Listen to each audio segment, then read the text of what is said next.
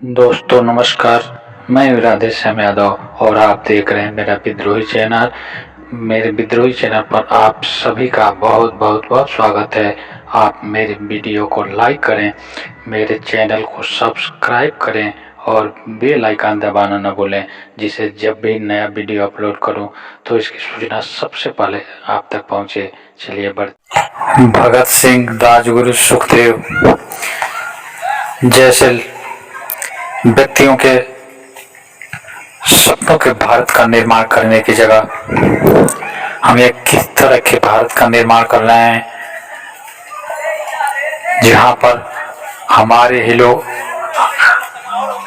अपने ही लोगों के साथ न्याय की जगह अन्याय कर रहे हैं। यह कैसा भारत है? यह क्या उन अमर शहीदों के सपनों का भारत है जिसके लिए हमारे अमर शहीदों ने, हमारे क्रांतिकारी मित्रों ने, हमारे क्रांतिकारियों ने अपना सब कुछ कुर्बान कर दिया? क्या इसी भारत के सपने देखे थे? क्या ये पूरे समाज को यही संदेश देना चाहते थे? क्या भारतवर्ष के लोगों को यही संदेश देना चाहते थे कि सत्ता में बैठे लोग, जिनके हाथों में सत्ता है, जिनके हाथों में अधिकार है, वे अपने ही भाई बंधुओं का शोषण करके उन्हें भूखमरी के कगार पर पहुंचा दें, अन्याय का वातावरण पैदा कर दे? क्या इसी सपनों के लिए, ऐसे ही भारत के निर्माण के लिए उन्होंने अपनी कुर्बानियां दी? भगत सिंह, राजगुरु, सुखदेव जैसे क्रांतिकारियों ने एक ऐसे भारत का सपना देखा था जहां का हर आदमी को समानता का अधिकार हो, जहां का हर आदमी सुखी और समृद्धि हो, जहां पर हर आदमी को हर तरह के कार्य करने की सुविधा हो, हर आदमी को अपनी प्रतिभाओं को उभारने का मौका दिया जाए, हर आदमी की प्रतिभाओं के अनुरूप उन्हें काम दिया जाए। जिस समाजवाद के सपने अपनी आंखों में लिए इस दुनिया से विदा हो गए, हम उसी देश के वासी, हम उसी देश के लोग जो उनके बलबूते पर आज़ादी पाए हैं, उन्हीं के सपनों की हत्या करने पर तुले हुए हैं। आज समाज में जिस तरह का भेदभाव बढ़ता जा रहा है, यह उन लोगों के सपनों को चूर चूर करने वाला है। जब तक इस देश का हर नागरिक, जब तक इस देश का हर नौजवान, जब तक इस देश की हर महिला और जब तक इस देश की हर लड़की अपने आप को इसके लिए तैयार नहीं करती कि वह लड़ करके, वह समाज के सामने आकर के संगठित रूप से इस शोषण व्यवस्था के खिलाफ एकजुटता दिखाते हुए खड़ी होकर के अपने अधिकार की मांग करे, तभी जाकर के सच में सपनों के भारत का निर्माण किया जा सकेगा और तभी सही मायने में इस देश को आजादी मिल सकेगी। जब तक इस देश में एक भी आदमी अशिक्षित है, जब तक इस देश में एक भी आदमी भूखे पेट है, जब तक इस देश में एक भी आदमी बेरोजगार है, तब तक सपनों के उस भारत का निर्माण अधूरा ही रहेगा। जब तक व्यवस्था के नाम पर, जात के नाम पर, धर्म के नाम पर और संप्रदाय के नाम पर लोगों का शोषण होता रहेगा, तब तक अब भारत की आज़ादी अधूरी होगी।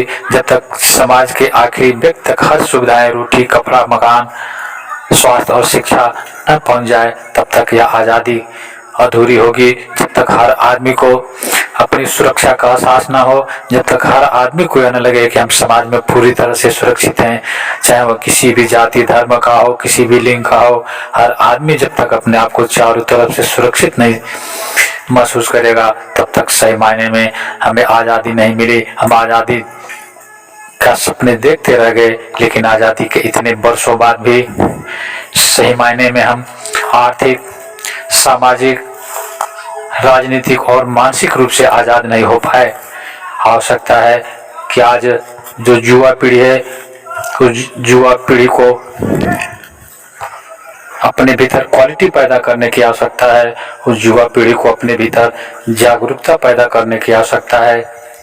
जब तक इस देश का हर नागरिक अपने अधिकारों और दायित्वों के प्रति पूरी तरह जागरूक नहीं हो जाता, तब तक सही मायने में इस देश को आज़ाद नहीं कराया जा सकता।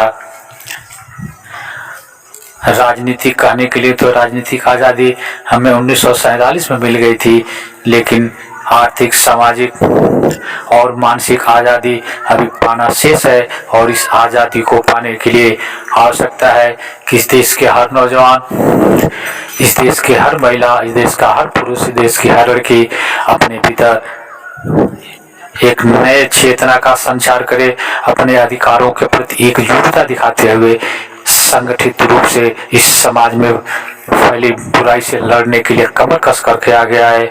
और यह इस तरह की व्यवस्था का निर्माण करे जहाँ पर हर जाति, हर लिंग, हर क्षेत्र का सारे लोग आपस में एक परिवार जैसे है, जहाँ पर सभी नागरिकों के भीतर एक राष्ट्रवाद हो, जहाँ पर समाज के हर लोगों को एक जैसी सुविधाएं मिले, जहाँ पर समाज लोगों को अपने अनुसार व्यवसाय और विचार चुनने की स्वतंत्रता हो, जहाँ पर हर आदमी का मान और सम्मान हो, जहाँ पर हर आदमी एक दूसरे पर विश्वास करे, एक दूसरे से प्रेम करे और मिलजुल करके इस देश को आगे बढ़ा सके। तभी सही मायने में इस देश को आज़ाद कराया जा सकता है, तभी सही मायने में यह हमारे देश की आज़ादी होगी। जब तक यह व्यवस्था शोषण पर आधारित रहेगी तब तक सही मायने में हम आज़ाद नहीं हो सकते। इस शोषण व्यवस्था के खिलाफ नौजवानों, महिलाओं, पुरुषों और बच्चों को आगे आने की आवश्यकता है। और इसके लिए एक ही रास्ता है कि हम सब अपने को शिक्षित करें, अपने भीतर शिक्षा का की वह क्वालिटी पैदा करें, वह जागरूकता पैदा करें जो देश के काम आए, पूरे देश के लोगों को संगठित कर सके।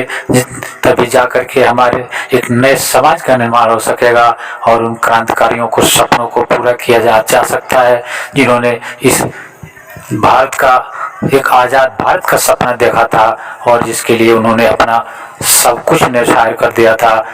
क्रांतिकारियों द्वारा जो भी भारत के निर्माण के जो भी सपने देखे गए थे, उन सपनों को पूरा करना हम सभी नौजवानों, हम सभी देशवासियों का दायित्व है। इसलिए अपने भीतर क्वालिटी पैदा करें, अपने भीतर भाईचारा पैदा करें, क्षेत्रवाद, धर्म और संप्रदायवाद से ऊपर उठ करके राष्ट्रीय भावना का जन्म, राष्ट्रीय भावना पैदा कर एकजुटता दिखाते हुए शोषण के खिलाफ खड़े हो जाएं।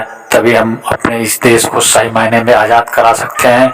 आप मेरे इस वीडियो को लाइक करें और अभी तक अगर आपने मेरे विद्रोह इस चैनल को सब्सक्राइब नहीं किया है तो सब्सक्राइब कर लें। मिलते हैं अगले वीडियो में एक नए विषय के साथ। तब तक के लिए नमस्कार, जय हिंद, जय भारत, वंदे मातरम।